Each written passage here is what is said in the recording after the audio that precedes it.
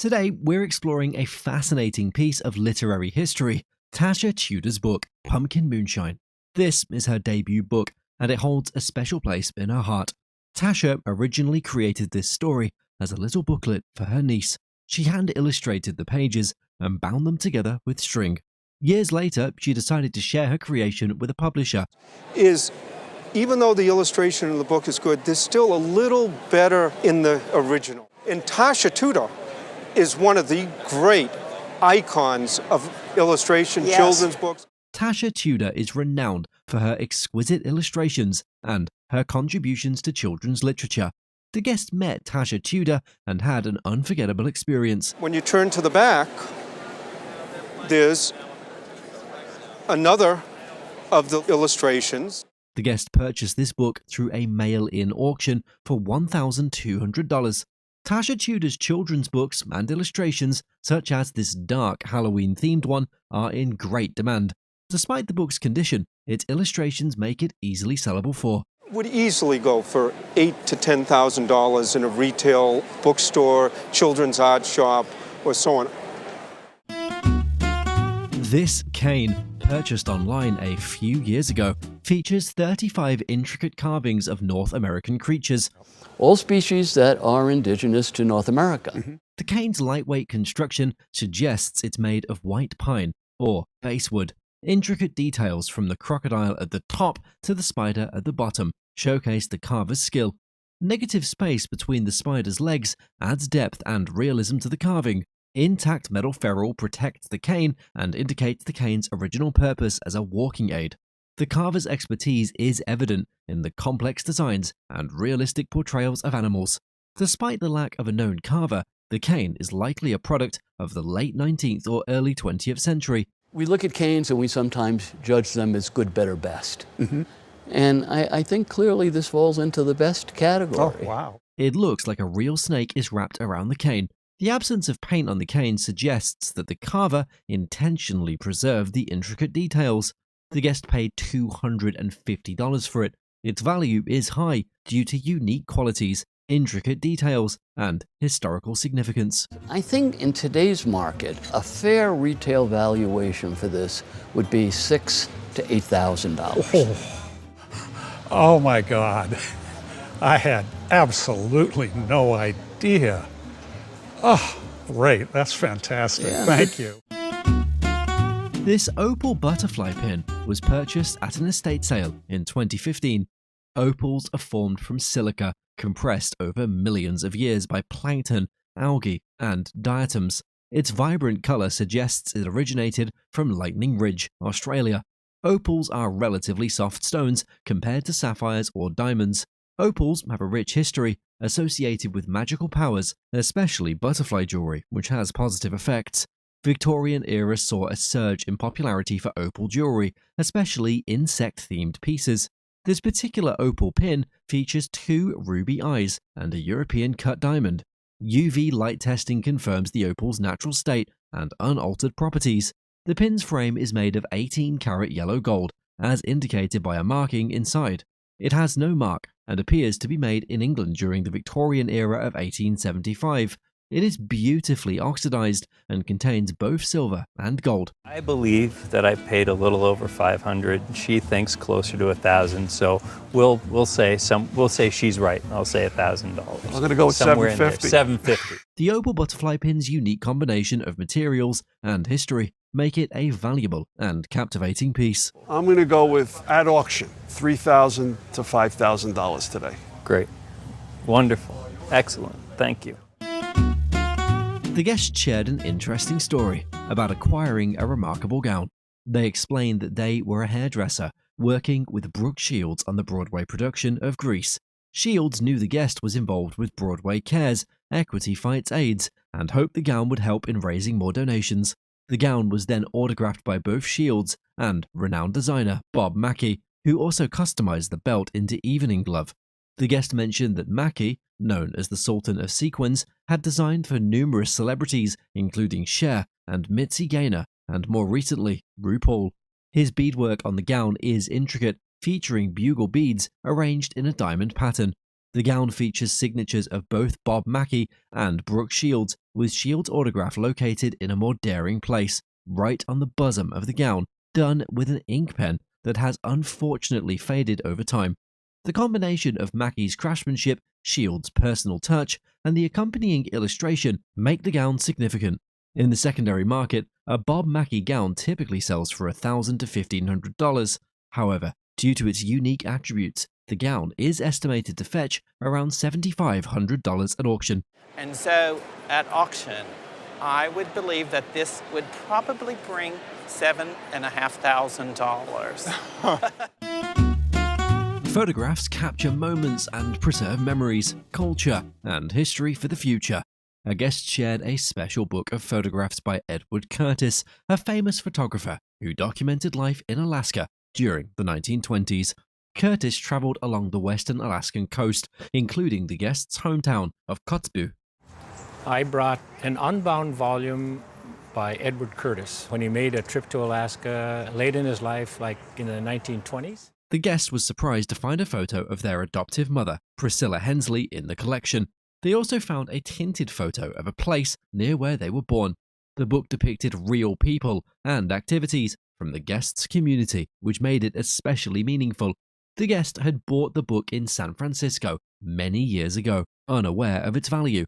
While examining the condition of the item, the appraiser said, "Probably expecting to see it go for around $10,000 at auction if everything is in really good condition," which I think that they are. That's wonderful. Yeah. Imagine owning a piece of jewelry that not only hones some of the rarest gemstones on Earth, but was made by the very artist that helped redefine American luxury in the early 1900s. In 2012, an appraiser encountered a remarkable necklace brought in by Joan, a guest from Seattle. The necklace, inherited from Joan's great-grandmother, who lived from 1864 to 1926, was associated with the historic Kipps Castle, northern New Jersey. Featuring a rare black opal and Russian demantoid garnets, the piece was deemed as a historic item and initially valued at, as a wonderful piece of historic jewelry, it would be $8,000 to $10,000. The appraiser noted the value could double once it was confirmed to be a Tiffany piece. Following the initial appraisal, the guest had even more news come her way. The exquisite necklace was confirmed to not just be a Tiffany & Co. piece, rather a Louis Comfort Tiffany creation. Like the appraiser had predicted, with his name attached, the estimated value raised too. The auction estimate on a piece like this can go as high as $30,000 to $40,000. Oh. I can't believe it. At auction, the necklace eventually sold for an astonishing $100,000, surpassing expectations. A pair of Joe Strummer's boots carry a captivating rock and roll legacy. The guest shared that the boots belonged to Joe Strummer, the lead singer of The Clash. Her husband interviewed Joe during the band's first US tour in 1979.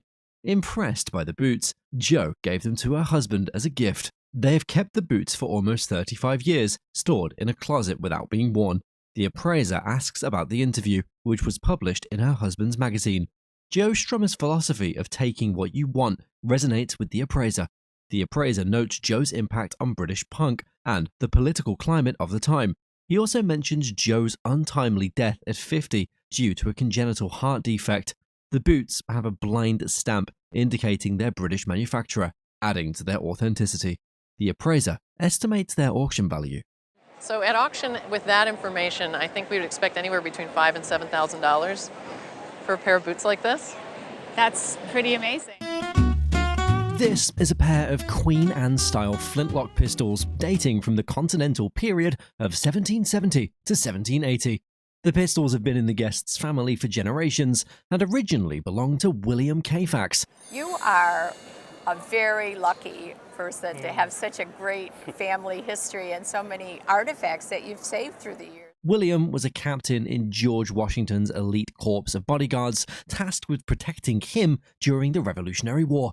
These pistols are inlaid with German silver, adding to their elegance and craftsmanship. They also feature a grotesque head, carefully crafted from German silver, enhancing their distinctive appearance. However, the most remarkable aspect of these pistols is that they were a personal gift from General Washington to Lieutenant Kayfax. George Washington was an American founding father, politician, military officer, and farmer who served as the first president of the United States from 1789 to 1797. Additionally, inside the pistols, there's a hidden miniature portrait of Kfax, adding an intimate and historical touch. If this miniature portrait were to be auctioned, it would hold a significant estimated value due to its rarity and connection to the era. For $50,000 to $70,000. Furthermore, even without the miniature portrait, the pistols themselves, given their historical significance, would be highly valuable at auction. Are worth about $5,000 in and of by themselves. It's amazing. This oil painting, created in 1947, is by the guest's father, Demetrius Jameson. He studied under the renowned German expressionist artist Max Beckmann at Washington University in St. Louis. And you can really see he was picking up on the things that he was taught by the master. It used to hang in the guest's grandmother's house. The painting shows a mysterious figure with red hair and a green skirt in a surrealist setting. Demetrius later moved on to a more modernist style. That's why it's a very valuable piece. It's a captivating example of American modernism, featuring crumbling structures and enigmatic elements. The painting, due to its unique style and historical significance for insurance, is estimated to be worth. I would insure this one at $15,000. Oh, wow. The guest, a former diver, brought a vintage brass helmet used in harbor diving. This rare 12-bolt Sieb Gorman helmet was one of the few remaining from Harland and Wolff's shipbuilding era. Diving with such heavy equipment proved challenging due to weight and limited visibility. Murky waters often obscured visibility, making finger placement difficult. Removing green heart blocks from beneath ships required specialized equipment like this helmet. Portland harbor divers relied on helmets like these during Titanic and Olympic construction. And I decided I would like that as a little momentum. I purchased it from Belfast Harbour. Complementing the helmet, a rivet gun and manual from the same era were also showcased. And the book? That was how the apprentices were all taught from that book, how to use the rivets and where to put them and how to place them. It's all a design. And I found this book lying in a puddle of water and I managed to get it dried out. Harland and Wolff's shipbuilding legacy was preserved through historical collections like this helmet, whose value, along with the rivet gun and the book, was estimated at. So, I mean, I think the riveter and the book, to a collector, I would certainly think not a huge amount of money, but certainly in the region of, I don't know, £500 to £800. Certainly at auction, I would think of a figure between sort of £6,000 and £10,000. And how much did you pay for it? £20. The guest brought a toy, which was an unusual, amusing, and rare 1920s tin plate toy. It depicted grannies on a toboggan roller coaster, contradicting typical stereotypes.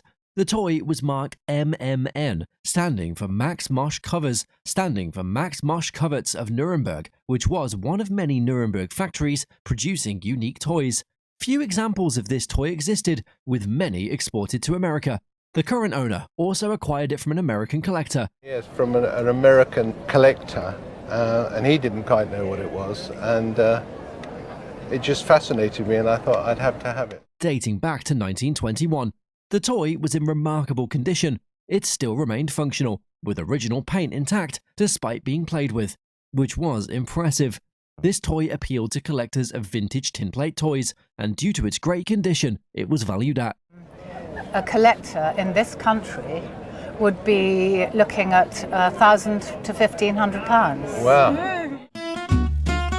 The guest's family lived in Lima, Peru, from 1957 to 1966, where their father collected archaeological and primitive art.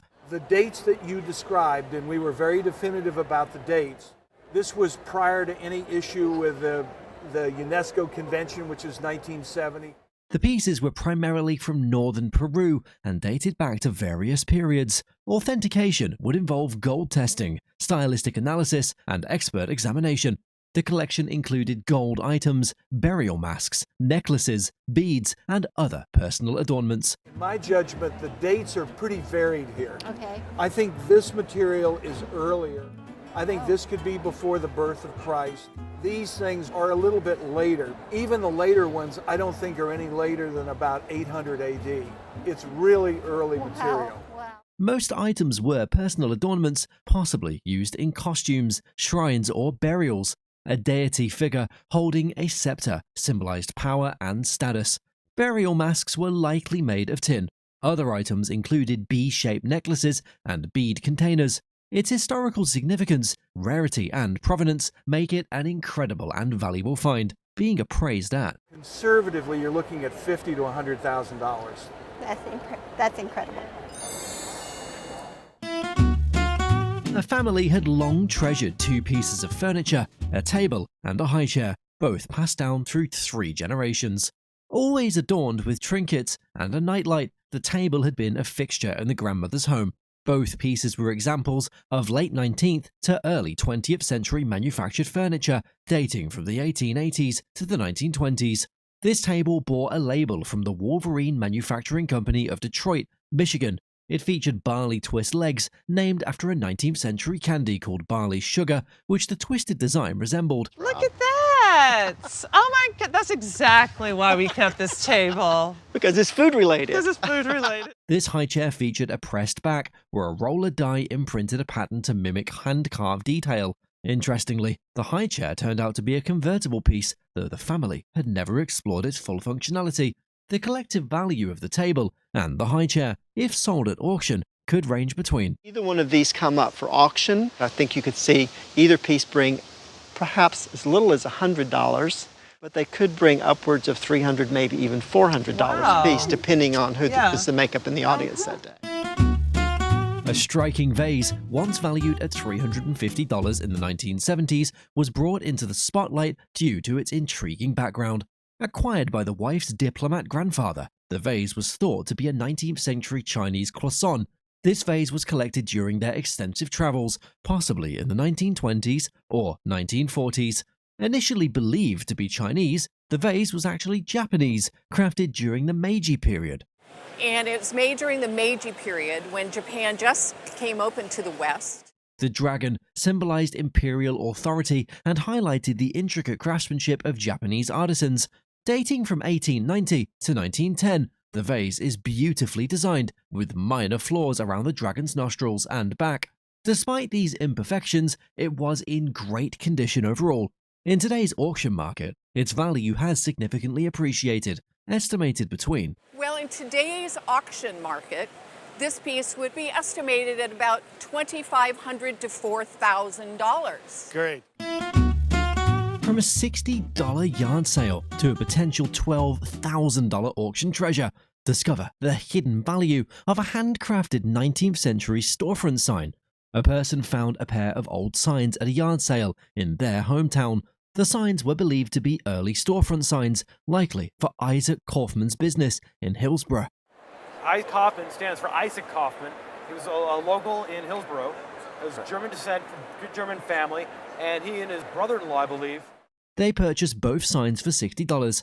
Isaac Kaufman, a local of German descent, formed businesses with his brother-in-law. The signs were hand-carved from solid brass, made on Gray Street in Cincinnati, Ohio. The details show careful craftsmanship with gouged metal and small solder repairs visible. The finish likely once had lacquer, making the gold letters pop against a copper background. Experts valued the signs between $4,000 and $6,000 each at auction. The buyer was thrilled with the unexpected value from their $60 find. This is a portrait by Peter Hurd of his son, Michael, and the guest's parents came by it because they used to babysit for the Hurds family. The Hurds family are closely related to the Wyeths and are one of the big names in American painting history. Michael's parents, Peter and Henrietta Wyeth Hurd, were successful painters, and he also followed their footsteps by becoming a well-known painter. Part of his achievements were in 2016, when he was presented with the prestigious Governor's Award for Excellence in Art in New Mexico, his hometown. The painting is well detailed, the eyelashes and facial expression, and is done in tempera. Tempera is a difficult medium in which the artist uses an array of different colors. It has a gray color in the background and in his hair, along with a shadowed background, and a portrait like this is desirable at auction for its connection to the Hurds. Therefore, a reasonable estimate for this portrait at auction would be around. At auction right now, in today's market, I would estimate this would bring between $4,000 and $6,000. Oh, wow. Here is a double case furniture that was likely separated after it was made and later put back together.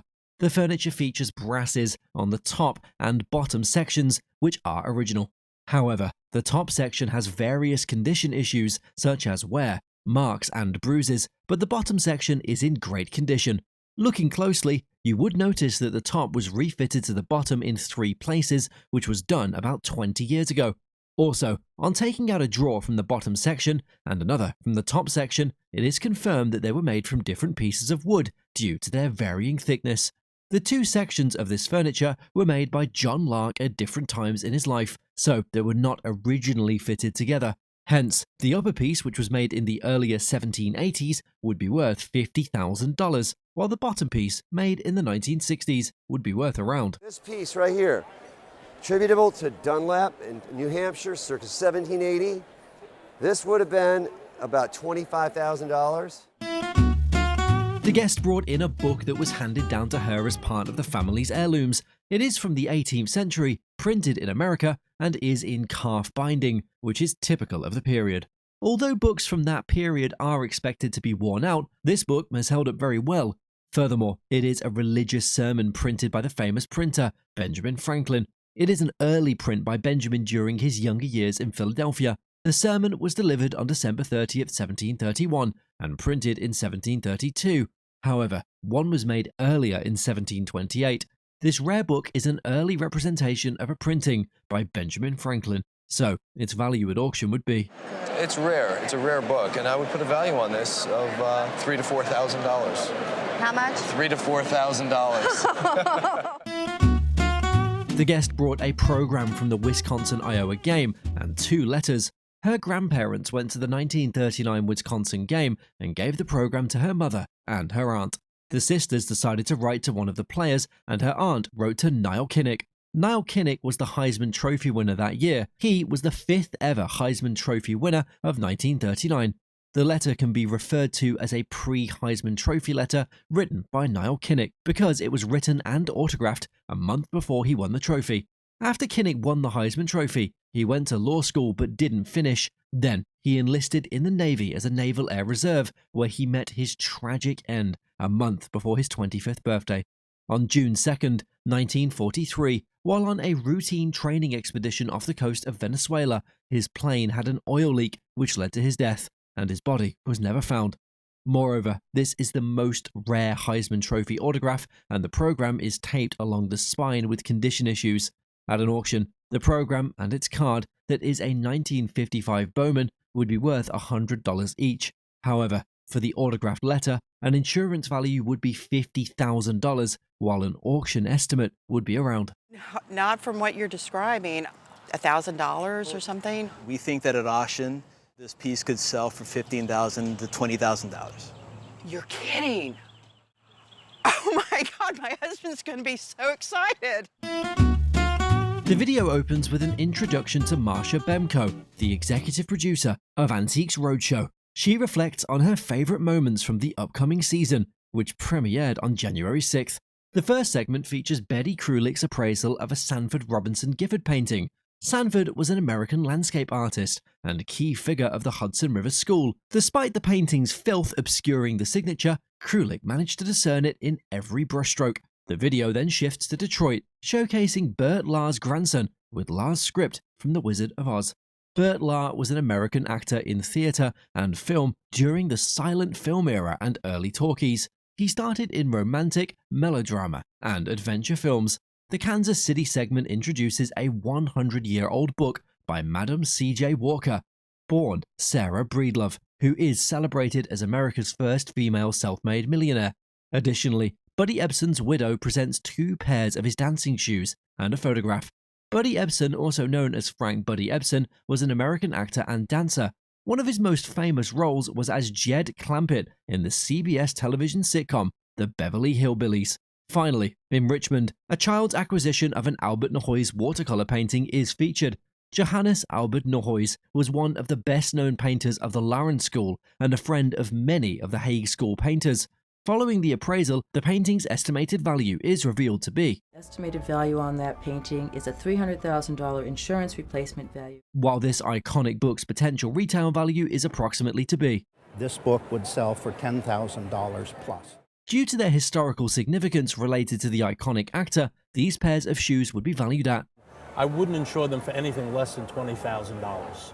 Lastly, if this iconic and historic painting came to auction, it would likely be valued at $1,000 and $1,500. Whoa. Yeah. Ceremonial clubs, often symbols of honor and prestige, hold deep cultural significance.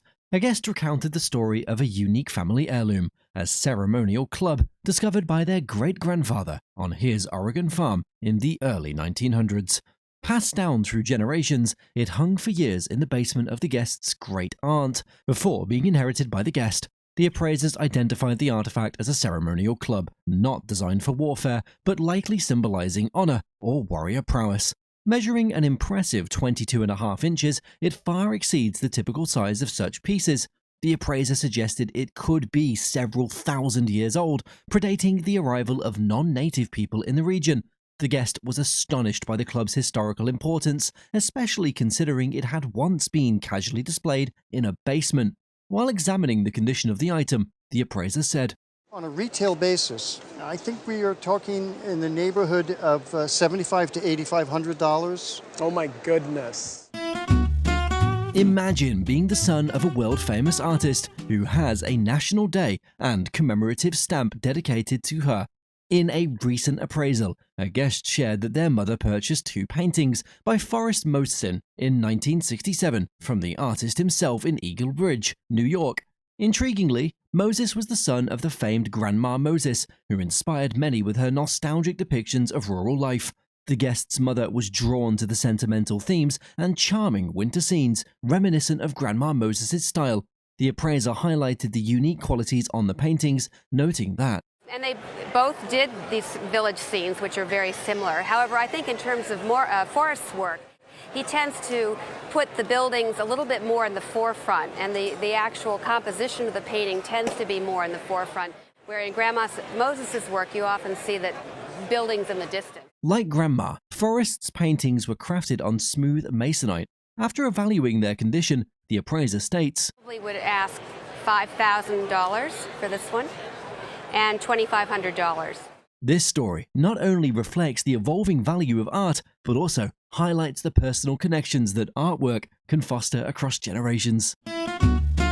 This vintage poster, purchased in Shepherdstown around 25 years ago for approximately $40, advertises the Morgan's Grove Fair and Horse Show. The poster likely dates back to the late 19th or early 20th century, discovered in a trunk at a public auction. Its previous owner may have been connected to the fair. This poster is unusual because it's a rare example of a Donaldson lithographic company, and this poster was actually used at a local fair. Most Donaldson posters are blanks. And in order to show people how they could use the posters, they would make up information and put it in the top. And they'd say, the Donaldson Fair, which is the name of their own company. The poster's autumnal harvest scene with horses in the background could have been used at any fair. However, the lady in the image is reminiscent of the turn-of-the-century French Art Nouveau design, particularly the work of Alphonse Mucha. Due to its rich imagery, vibrant colors, artistic style, and historical significance, the poster is estimated to be worth. At auction, I would estimate this piece between $800 and $1,200. Oh, really? Okay. Excellent. Thank you. A good day at the fair. I'll say. Let's take a look at a unique piece of furniture. The bed is a Renaissance Revival oak bedstand, likely made in France and imported to Canada around the 1880s. During the Victorian period, the Renaissance Revival style brought back motifs from the 15th and 16th centuries. This bed is dedicated to sleep and dreaming. Its headboard features a wise owl, a creature of the night, watching over the sleeper. A medallion depicts Morpheus, Iceless, and Phantasus, 3 sons of Hypnos, the god of sleep. The right side of the bed's intricate carvings include a person thinking about his nightmare. Phantasus is depicted with a skull, hinting at his role in creating nightmares. the bed is estimated to be worth. And this bed is worth about $8,000 to about $10,000 or $11,000 is an auction estimate. Interesting. Interesting. The Antique Roadshow brings rare, one-in-a-million treasures to our screens. Our journey for valuable antiques has taken us into the homes of celebrities. Many don't even know the value of the forgotten items sitting in their closets. Who knew? Because honestly, they've been living in my closet. Some are left in awe, wondering how they miss such hidden gems. Why wasn't I thinking? Others leave with just a shrug, feeling no connection to their discovered fortune. These special editions of the show bring us closer to those we admire. It helps us understand them better through the stories behind their possessions. Every piece tells a story, often revealing a side of the celebrity we never knew. This journey uncovers both history and hidden value. Follow us on this exciting celebrity edition of the show. This episode takes a different route. It's a podcast-style format titled Detours Podcast. This trailer kicks off the highly anticipated second season. This episode features Adam Monahan, the producer for GBH's Antique Roadshow. Monahan has been a key member of PBS's top prime show, and he's here to give us the scoop. Alongside him is Roadshow's executive producer, Marcia Bemko. This season will revisit some of the oldest appraisals from the show's 25-year history. Hi, my name is Lauren. I'm from Plainville, MA. And we'll find out just how much things have changed. These appraisals show takes on iconic items from decades ago. The season also promises some new twists and surprises for listeners. There's also, we're diving into some Reddit channels. I think everyone should have a hobby that is considered crazy. We talked to a private investigator. And he discovered that those lamps were missing. They will delve deeper into how these appraisals shaped the collecting world and impacted the item's values. Season 2 aims to deliver fresh insights and fun, and the team is confident fans will love it. They should download, subscribe, go. I don't know what you do. Our journey takes us to New York, home to many celebrities, including comedian and actor Ronnie Cheng. Born in Malaysia, Ronnie has become a well-known figure in the United States, particularly for his work as a correspondent on The Daily Show with Trevor Noah. He also starred in the 2018 blockbuster Crazy Rich Asians, solidifying his place in Hollywood City. Crazy Rich Asians, on display today, is one of the original scripts from Crazy Rich Asians, a rare piece of film history. When you do movies, the script goes through so many revisions, but this was the script I studied the most. As you can see, I highlighted things because I'm a professional. Alongside it, we have the original music worksheet for the theme music of Ronnie's character, Cousin Eddie. And I don't know if it was a coincidence, but they happened to be playing the theme for my character, Cousin Eddie. When the character's introduced, it's the theme playing the background. The conductor, Brian Tyler, signed the music sheet and gave it to me. Signed by renowned conductor Brian Taylor, this music sheet holds significant value. The appraiser considers it to be priceless and estimates its auction value at... I would put a value about $750 on it. What?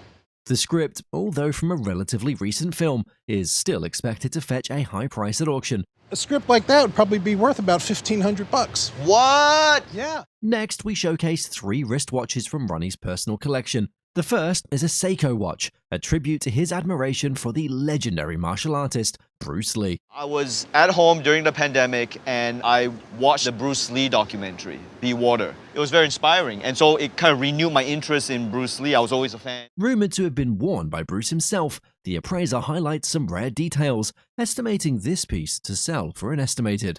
Hit me with it. $1,500 in today's market. Sure, anything positive. The second watch, a Seamaster with an ornate dial from the early 1970s, was inherited from Ronnie's father. Although reassembled from a bag of garbage Omega watches, the piece is in great condition, and its retail value is estimated at $500 today. That's huge. Is that you? Are you kidding me? Yeah. The third, also passed down from his father, is a Rolex from 1984. This is the classic playing with your dad's watch as a kid before you know what watches are watch. This is the one that was always around the house. I remember it used to be so much bigger in your hands when you held it. It was like, it's massive. It's a classic from the 80s and is expected to command a significant price at auction, approximately. So, value-wise, if you had to go buy that watch that year, today, $5,000. Whoa, that's huge. Lastly, we explore a grand book collection, a standout piece of the complete works of William Shakespeare, purchased from a garage sale in Melbourne, Australia. Published by the Oxford University Press, it was originally owned by Margaret Angus, one of the first female aeronautical engineers from the University of Sydney. Of great sentimental value to Ronnie, this book alone is worth an estimated. You paid $10 for it about, right? That's, I think, what the value is. Who owned it before me, I think that's really special. So don't forget to put your name in it. Okay, I'll try. If that increases the value, I'll do that. Thanks so much. My pleasure. This 1870 Allen and Brother parlour table is a stunning piece of Victorian-era furniture. It reflects the era's emphasis on ornate decoration and craftsmanship.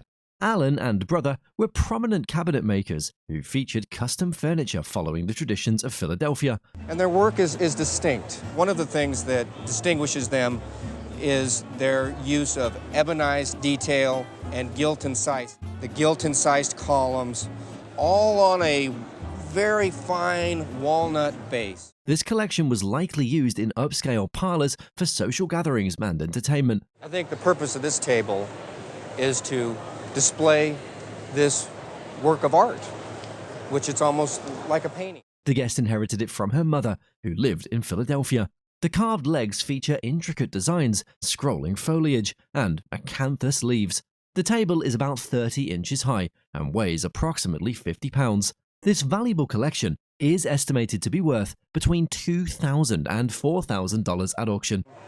Had it been 10 years earlier, we were probably looking at 4 to 6. 4 to 6. Well, thank you. A first edition of Mary Poppins with an inscription is a rare and valuable find. It's a first edition, and it's from 1934. Here we have the title page and the frontispiece illustration by Mary Shepard. This copy was signed by P.L. Travers and given to the guest's uncle. P.L. Travers was an Australian-born British writer who spent most of her career in England. She is best known for the Mary Poppins series.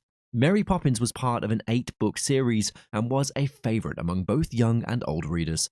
The book was a wonderful gift from the author to the reader, as we rarely encounter books with double signatures. We see double signatures sometimes from authors who use pseudonyms. That is, Samuel Clemens often signed items, Samuel Clemens and Mark Twain. Unlike most children's books, this book was not written in the first person. This book is not written in the first person, so it's very interesting that Travers signed with her own name and then again with the name of her character. Surprisingly, for a 20th century author, this piece is valued at. I wouldn't hesitate to estimate this to bring between $1,000 and $1,500. This painting represents the subsistence lifestyle of Alaska Native communities. Sidney Lawrence was a famous Alaskan artist who founded the Alaska Artist Guild. Oh, wow. During the Boer War, he was a wartime correspondent and artist. Oh. So he covered the Boer War. He was in China during the Boxer Rebellion. The guest received this artwork from her husband's great-granddaughter, who was friends with Lawrence. This painting highlights the importance of fishing and food storage for indigenous people. You can see a cache of smoked fish hung from a wooden structure. The earthy tones, along with the blues and greens, are characteristic of Lawrence's Alaskan landscapes. And this would be done in the springtime, looking at the colours. It's got a lovely light tonality to it. Some of his works could be quite dark. I love just the little flourishes of brushwork that he's done and the flowers that you see here, the little dashes of paint that he's used to describe those. At auction, this lovely artwork is valued at about... If you wanted to insure it, I would suggest around about 20,000. Okay. So it's not too far off. No. Oh, I was wondering about that. Yeah, because it's not insured. A Georgian and Victorian mourning jewellery collection is a fascinating and poignant assembly of pieces. This collection has been in the guest's possession for about 40 years. The Victorian mourning jewellery was influenced by Queen Victoria's prolonged mourning period. The guest has spent between $5,000 and $6,000 on this entire collection. The Georgian gold and human hair brooch is an interesting piece. Also, this Georgian mourning ring dates back to 1782.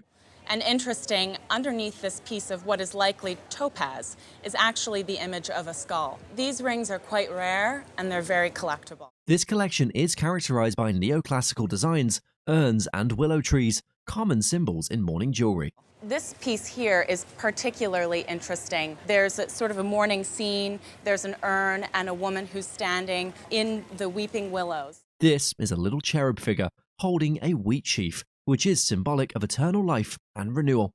This collection today is valued between... I would say that you probably have a collection here that's worth something between $70,000 and $90,000. No, really. These late Georgian chalcedony ear pendants are an exquisite piece to have in your collection. They exude sophistication and elegance in any ceremony. The guest inherited them from great Aunt Georgie. The filigree on the earrings is 15-karat gold. They're 15-karat gold, which tells us that they're probably English, not American, and the gold around it is chased. The chalcedony stone was popular between 1820 and 1840. This jewelry's natural color blend make it perfect for both day and night occasions. You can take the tops off and just wear the tops for daytime. And then for evening, you can put those on and they become long and elegant and they swing.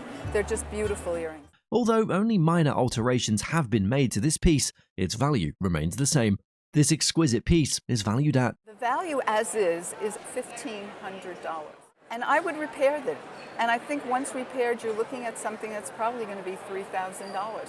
So I think it's worth an investment. A rare 1900 sampler by Lorena Bulwer, made in the Great Yarmouth Workhouse's female lunatic ward, defies traditional expectations. In those days, it was quite commonplace, even as late as 1906, for people to be randomly locked up for no good reason. This unique piece challenges traditional expectations of what a sampler typically represents. Instead of alphabets and flowers, it is an embroidered rant filled with sharp critiques of her neighbors and family. Lorena's sampler reveals her deep frustration with the harsh mental health treatment of her time. A second sampler, crafted 3 years later, reveals even greater bitterness as her initial proclamation went unanswered. Now part of a museum collection, this piece is a rare glimpse into a troubled past, offering a voice from over a century ago. Priceless in historical and emotional value, it stands as a testament to resilience and resistance. It's just priceless in all sorts of other ways. Your job is to bring it to life, isn't it? Yes, thank you. That's all right. A beautifully crafted travel clock emerges, elegantly housed in a leather case. Upon opening the doors, a striking gold clock is revealed, showcasing exquisite design elements. Crafted by Cartier, this luxurious timepiece reflects the brand's renowned Art Deco artistry. This clock belonged to a grandmother who traveled across the US and Europe with her husband. These travels reflect a time when the experience of travel was more luxurious and relaxed than today. Dating to the 1920s, the clock's chinoiserie motifs and Cartier's proprietary dial showcase the brand's celebrated craftsmanship. And at that time, chinoiserie, Chinese designs, Chinese motifs were very popular. Despite the risk of forgeries, this piece displays clear signs of authenticity, confirming its high value. Should it be sold, the clock could fetch between... You would probably realize something between $10,000 and $15,000 for it. Yes. No.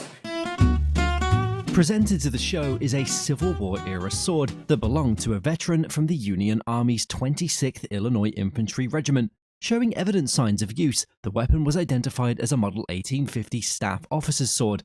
Joseph H. Shreve, a regimental sutler, dedicated the sword to Colonel Gilmore, as noted in the inscription. The sword's connection to a prestigious military unit, along with the presentation inscription, greatly increased its worth. Ames Manufacturing Company of Chicopee, Massachusetts, was a major supplier to the Union Army during the Civil War. Signs of battlefield wear and tear were visible on the sword, even with a worn cartouche and a replaced drag. The undeniable historical significance of the item remained. They're called sword rings, and they would have had leather hangers hanging down from the belt. At auction, this impressive item is anticipated to sell for between... This is a sword that would retail between $3,000 and $4,000. Thank you. A seemingly plain box, locked and unassuming, holds a remarkable secret inside, an exquisite silver spoon from the end of the 16th century. And of course, when it came up for auction, the auctioneer made that point that he thought that there might be something in there of some value. This spoon carries significant historical weight, as silver was incredibly rare and expensive during this time. It features silver marks confirming its authenticity and indicates its rare origin in Exeter, not the more common London or Norwich. Represented by an X with a crown, the Exeter mark adds to its uniqueness, making it an intriguing piece for collectors. Over the years, many spoons have suffered from wear, often leaving their bowls thin and compromised. Fortunately, this spoon remains in good condition, a testament to its quality. As a rare Exeter piece, its value surpasses that of similar London spoons. This remarkable find is estimated to be worth around. So I'd say we're probably talking about maybe $2,000, $2,500. Oh, that's nice to hear. This is a captivating collection of personal letters and a telegram. It offers a unique glimpse into the life and career of the legendary Amelia Earhart. The great thing about this collection of letters is that it shows us what some of her other talents. These items were cherished by the guest's aunt for many years after being passed down to the guest. While Amelia Earhart is best known for her daring aviation feats, these letters reveal a multifaceted woman with a wide range of interests and talents. Beyond her pilot career, she was also a journalist, entrepreneur, and public relations expert. This collection includes 8 letters, 4 typed and 4 handwritten, as well as a telegram. One of the letters is written on the letterhead of the New York, Philadelphia, Washington Airway Corporation.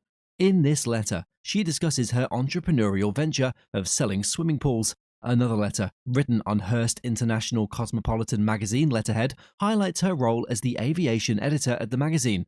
At auction, these items are estimated to be worth between I would value the collection with an auction estimate of $12,000 to $18,000. Excellent. The guest discovered a photograph in a small antique shop outside of Boston around 15 years ago, recognizing it immediately as a portrait of Lizzie Borden. He paid only $1 for the image. Lizzie Borden is infamous for her 1893 trial, where she was accused of murdering her parents with an axe. The trial was a media sensation, but Borden was acquitted by an all-male jury. Despite the acquittal, public opinion continued to view her as guilty, and she lived the remainder of her life in Fall River, Massachusetts. The Fall River Historical Society confirmed that they owned the negatives for this photographer, but did not possess a physical copy of the image. This made the photograph rare and of great historical interest. Given its rarity and the figure it depicts, the appraiser valued the photograph at I would think the real value would be $600 to $900. Great. The guest acquired this painting from her aunt, who gave it to her after a museum in Florida showed little interest when she tried to donate it. It was revealed by the appraiser to be a high Renaissance Florentine painting, most likely from around 1500. The artist was identified as Francia Biggio, a renowned Italian Renaissance painter who lived from 1484 to 1525 and made many paintings like this one. This particular painting depicted a Florentine Madonna with the Christ child in a serpentine pose, characteristic of Renaissance art. The craquelure on the painting and the presence of an old wooden log showed that it was not a copy, but an original one. It had been restored, though unfortunately wrapped in bubble wrap while the varnish was still wet, leaving small marks. Despite this, the painting remained in excellent condition. The guest believed the painting was valued at $15,000 for insurance purposes. However, the appraiser noted that if it were definitively attributed to Francia Biggio by Italian scholars, its value could rise significantly to between It's worth $15,000. But if we can prove that it's real by showing to the proper scholar in Italy, and if this is really Francia Biggio, which I believe it is, it's worth $60,000 to $80,000. Oh my God. The form and silhouette of this remarkable lamp are uncommonly beautiful. The guest surprised her husband with this thoughtful gift after noticing his admiration for it on a previous outing, a heartfelt gesture of love. And no, absolutely nothing about it other than that we thought it was just really awesome. Italian in origin and Art Deco in style, this item is a rare find from the 1920s to 1930s era. Art Deco is a visual art style that originated in the 1920s and flourished internationally throughout the 1930s and into the 1940s. The term Art Deco is short for Arts Décoratifs, which is French for decorative arts. Crafted from beautiful alabaster, this lamp is a masterful creation. Alabaster is a type of mineral, typically a fine-grained translucent or semi-translucent gypsum or calcite, used for carving and sculpting. We find examples of things made of alabaster in the pharaoh's tombs. It became a popular carving material in Italy in the late 18th century. Alabaster's appeal lies in its marble-like appearance, combined with its softer, more workable nature. Paper labels were common on lamps like these, but they tend to fade or fall off, leaving the maker unknown. The delightful polar bears on this lamp demonstrate masterful craftsmanship and a playful touch. It has 3 bears, one clearly the leader of the group, standing on top of the ice cave, and the icicles falling down, and the 2 smaller bears. When lit in a dark room, the lamp produces a dramatic and striking visual impact. A little shady. Yeah, I mean, I don't know about for safety issues, you might want to have it rewired, and that won't cost very much. In fact, my husband said that before I left this morning. He's like, in today's retail market, this lamp would command a price of in excess of $2,000. Oh my goodness, that's awesome. Isn't that great? That's fantastic. A long-lost photo unexpectedly revealed the guest's adoptive mother, frozen in time. A guest brought an unbound volume by Edward Curtis, documenting his 1920s trip to Alaska. Curtis visited Nunivak Island and other northern regions. The guest's relative was Curtis's translator. After storing the volume for 40 years, the guest discovered a photo of their adoptive mother, Priscilla Hensley. Another image showed a location near where the guest was born. They explained traditional hunting boats like the Kuyuk and Umiak. One photo showed a sealskin used to store food, vital for survival. The guest bought the volume years ago in San Francisco. This is what the appraiser said about its value. A painting like this, if I were to put it into one of my auctions, I would fully expect to get about $15,000 for it. Oh my, that's good. This is a very good one for it.